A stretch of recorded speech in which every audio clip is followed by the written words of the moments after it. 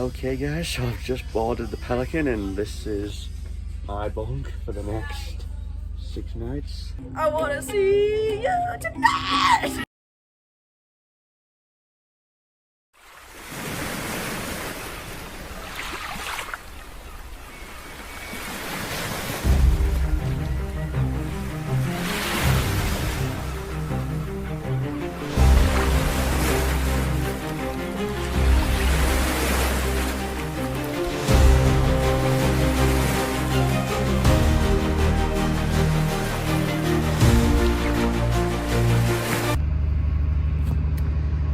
Good morning everybody, it's the start of day 2. Let me tell you, last night was hell. This cabin is so warm. It just me to have long sleep vision. I expected this to be freezing, but it wasn't. It was so warm. I was sweating like crazy. Still sweating here, so I'm gonna go onto the deck and cool off a bit. And then today's the start of our full activities, so this is gonna be great.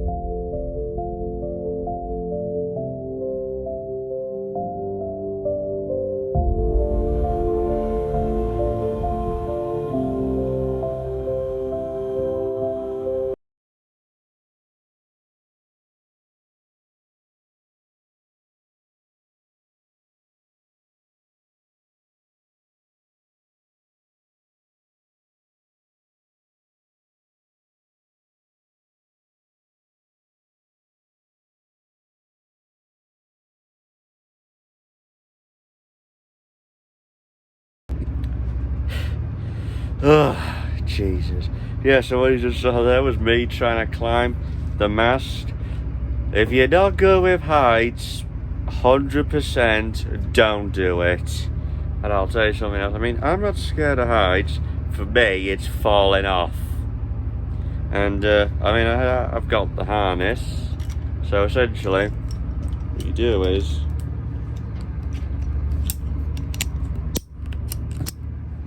essentially what you do is, this is the long one, and you connect that on first, and then you connect the short one onto the sides of the mast rope. There's wooden and then there's rope bits, and you have to climb using the wooden bits and only put your feet on the ropes. And let me tell you, when I was up bad and I was shaking like crazy, being on, and not to mention the boat's moving at this moment in time, at the same time, so you've essentially got to really be on a watch out for what you're doing. Just take it easy, learn a method of opening these clips and clipping them on, and yeah, that is something you do need to take into consideration when you're climbing the mast. I'm just going to give my verdict. For me, I've done it. If I don't need to do it again, I will probably not. But I mean, what I do mean by that is that I will only do it if I'm required. So that's the only exception. That's the exception I will have to make. But if you're into mountain climbing and you do this all the time, then yeah, that's going to be fun for you. But for me, not a chance.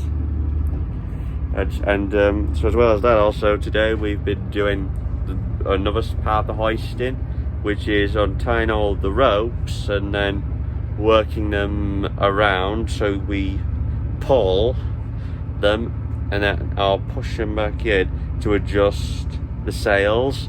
I haven't put the sails out yet because I don't know if you can hear in the background, but the engine room is right through there.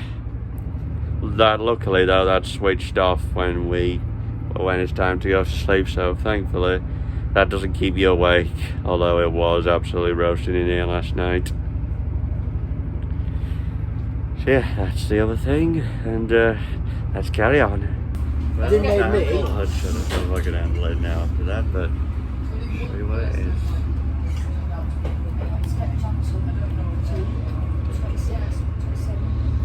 Yeah, sea visa, see how that good that is. So this is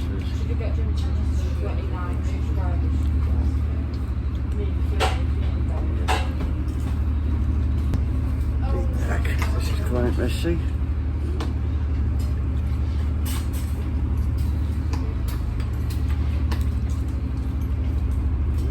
Whoa, gents, are you doing a scrap review right now? Yeah. Oh, yes, lad. So no hurry. Let's just say I was not very amused by that. You know, We have the Ibiza Final Boss, but Timu edition. AstroTurf.com. Let's try this. The black bit of the hair. We bring the turf. Love the pizza, cheers. Very messy. It's in his bedroom as a point well anyway. Can I tell him about your How is she fit? Yeah. Can I eat this? Seen She'll make it. you proud.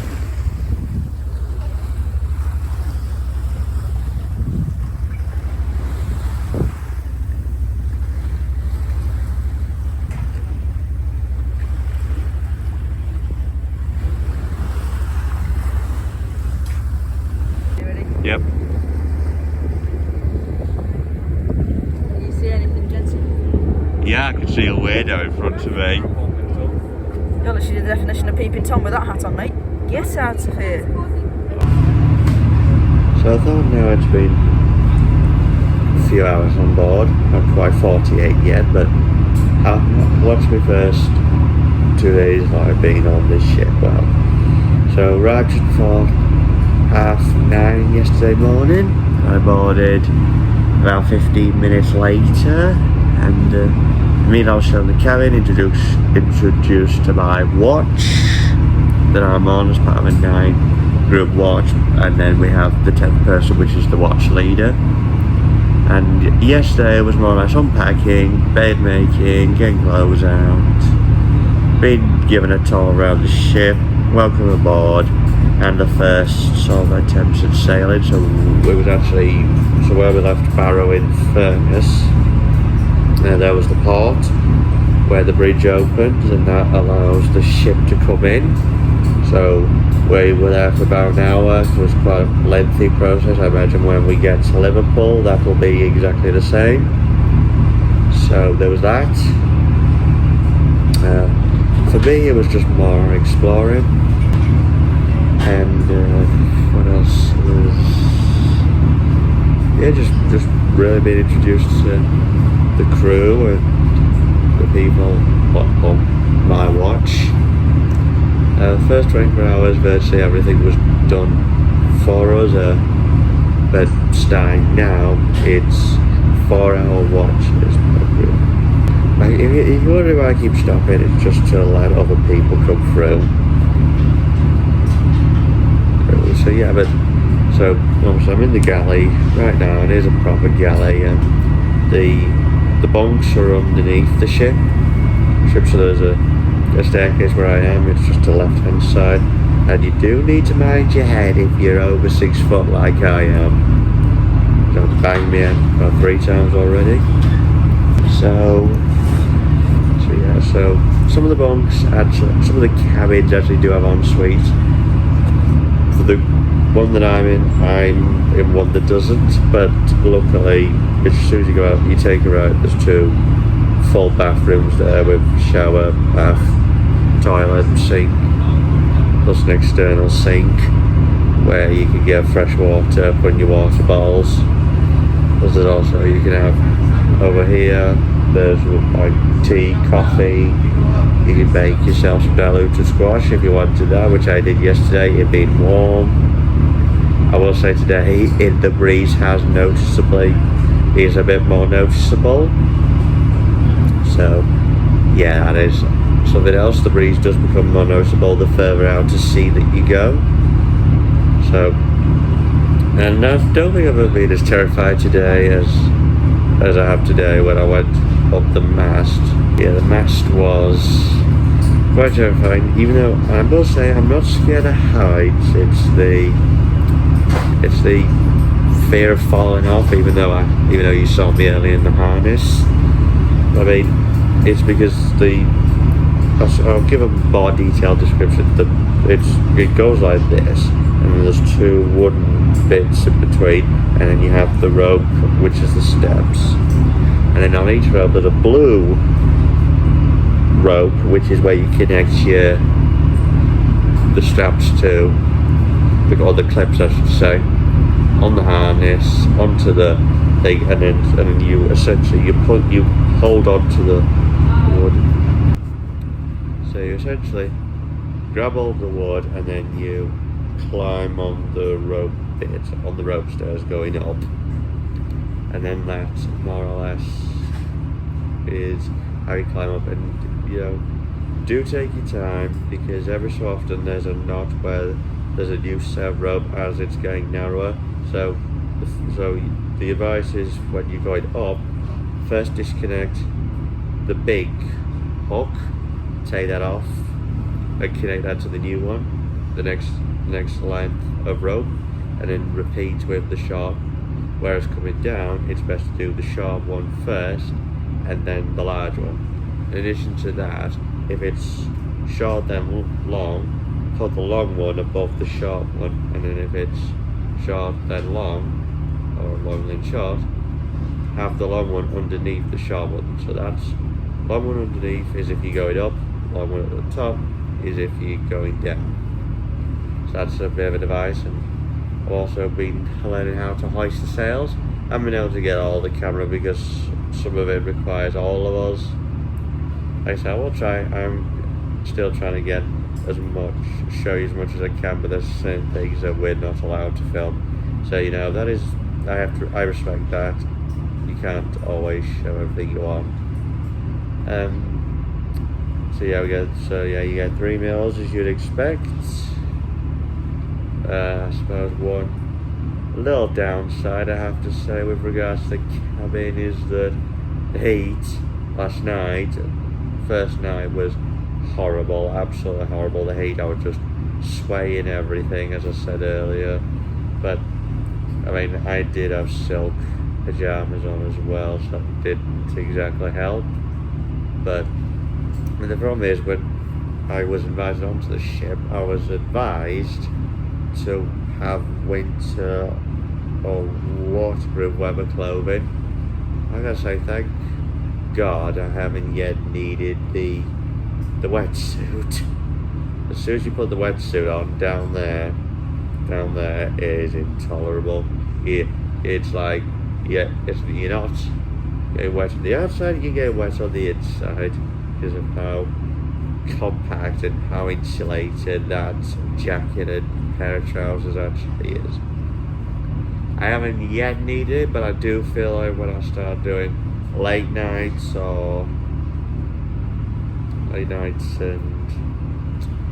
my midnight, early morning watches where the temperature's not going to be that great, then yeah, that's probably then when the jacket will come in handy.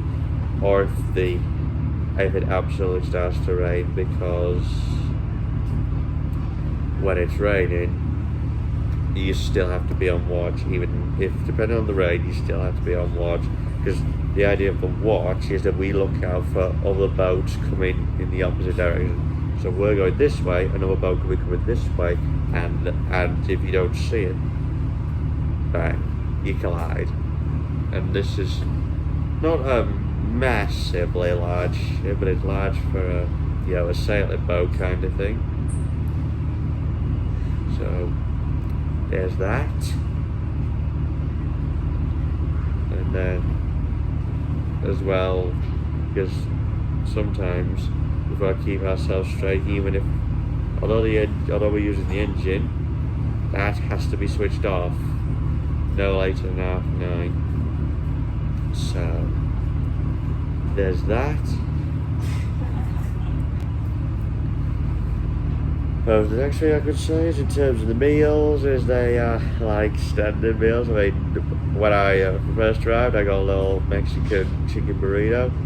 For dinner last night, I got lasagna with potato wedges and salad, and it is wedges, as I shall correct Harry if you saw yesterday's video.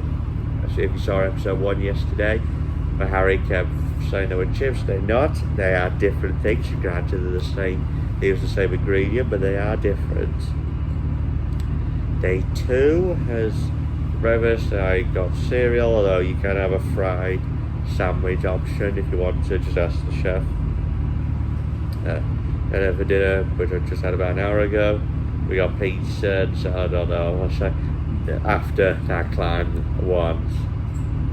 One, like I was seasick, I think it was just the nerves. I weren't that hungry at all, so I will say thank God it was before eating, not after.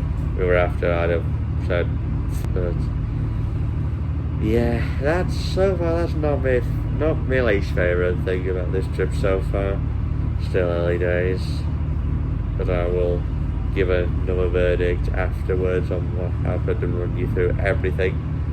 The main thing that we've been doing is the rope. So essentially around the ship, and I'll try and get footage to show later on, we have a load of these ropes that are connected up the masts, which open up the sails. And on there, simply, you try and demonstrate it, but essentially there's a little thing and you just hook that off, pull the rope out, and then you've got to leave it lying on the floor, still wrapped up, and then you have essentially 3 X's made with the rope, and then you sort of unhook like that.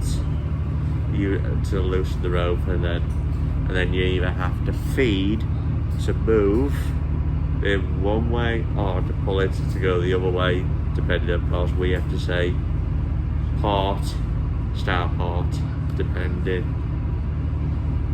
Because obviously in sea we don't say left or right, it's port, starboard, so you need to remember that if you've never sailed before. They don't say what it's saying, they say left and right, but obviously they do expect you to use correct sailing terminology. And then as part of the navigation and steering process go, although I've not yet had a go, at the very back of this ship, which you would have seen in yesterday's episode, in the last episode, there's the big pyro wheel, and in front there are 3 one-odd screens, like old-fashioned dials. One is the angle that you need to turn the wheel. So if they'll say like port 20, so you move the wheel port to get the needle at the bottom, which is like this, to turn 20 degrees port. Then you say midship if you need it back to 0, and then again that's way if it's starboard. So that's as far as the driving, the steering process goes. And of course, do bear in mind the wheel doesn't necessarily mean the sails move along, because you have to do that separately by hoisting with the ropes. And as well as the dial that tells you the degrees, you've also got the knot meter, which is basically your speedometer, instead of it being miles per hour or kilometers an hour, it's your watts. And also there's also another dial that goes like 30, 60, 90, 120, and it's repeated again on the other side with port starboard. And that's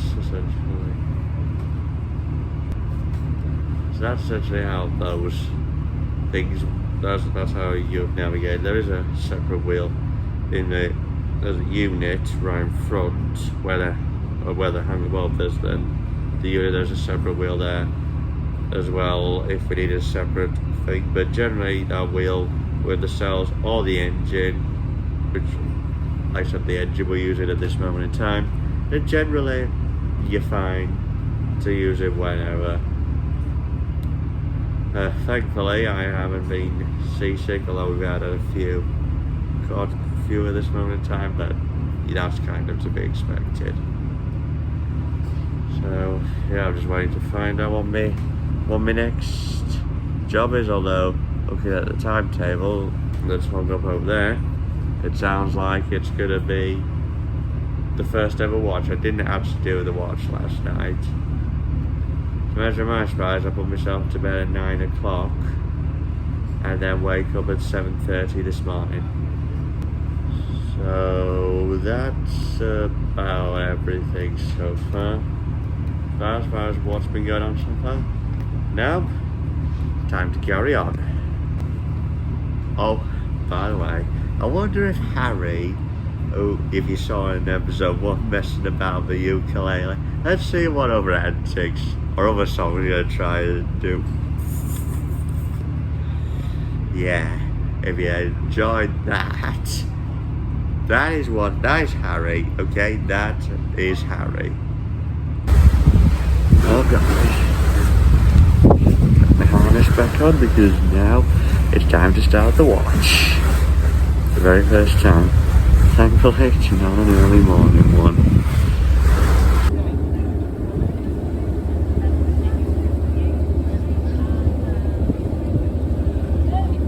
There, you're on now.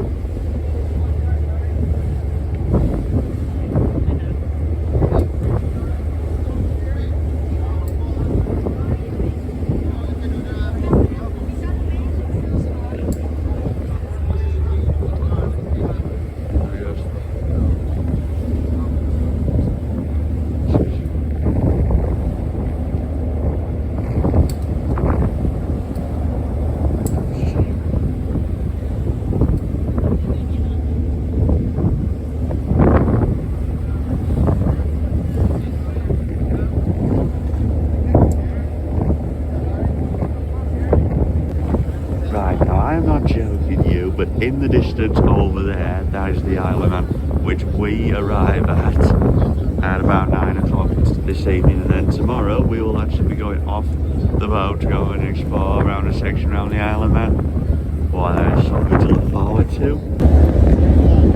So in about 4.5 hours time we arrive at the Isle of Man, the first of 3 destinations. Isle of Man,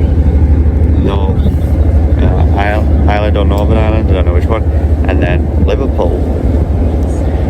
So yeah, never been to the Isle of Man, so yeah, this is going to be exciting to see as we approach it.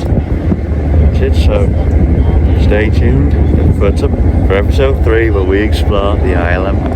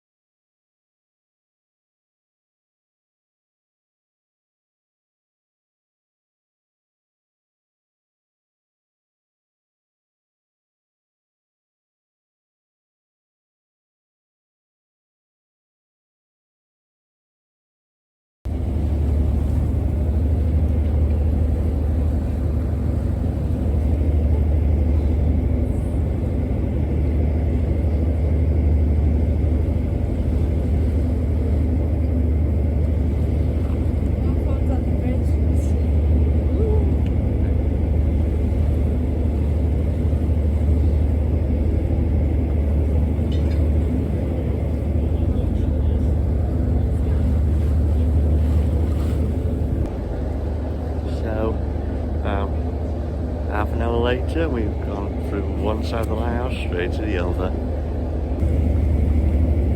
I don't know about you, but I think that lighthouse could do with a touch of paint. I keep having a sign of my life.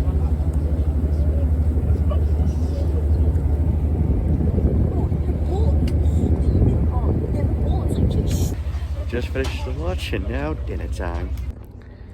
Okay, so the ship has stopped for the night, and honestly, take a look at where we parked up for the night.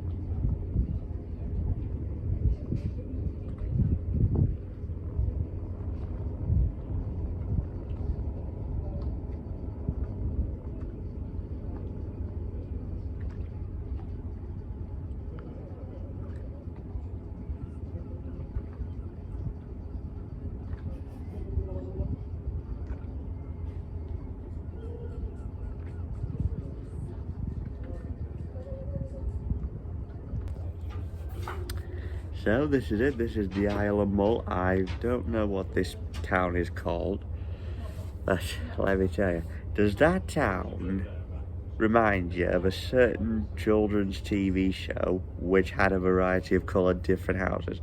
It's not the same one, we're on the wrong place, but can you guess, does that town remind you of this fictional town? This is a secondary view from the upper deck.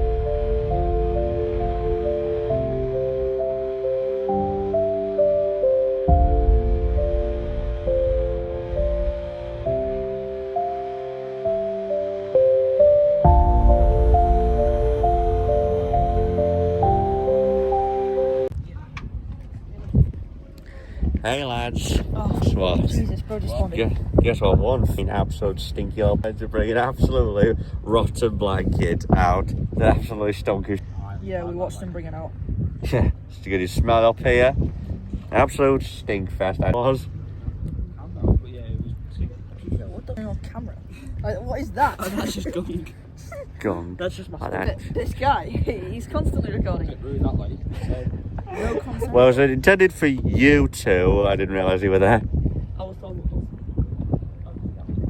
Frames per second is on. Yep. Mate, I think this is just the highest quality your camera goes. I just like to give him a surprise. Yeah, mate, that sunset. Hold on. I don't know if that'll pick it up now, but no, it's too fine. But yeah, who gets to see the sunset over a boat like that? No disrespect now, but it's almost bedtime soon, to be honest, because we're up early in the morning to go and explore that. And put it in the comments below. I mentioned earlier in the video about a certain children's TV series involving coloured houses. If you could guess the correct one in the comments below, have a go. Although I think I know what a vast majority of people are going to say anyway, but comments below. Anyway, I think that's going to conclude episode 2 and move on to episode 3. I know this one hasn't been as long, but it wasn't all that much I was allowed to film anyway, and I'm not going to lie, probably going to get better nicely because things have cooled off downstairs, although the waves were quite rocky. If the camera's shaking, that's not me, it's that we're on very rocky and windy terrains. Anyway, please like, comment, subscribe. Thank you for watching.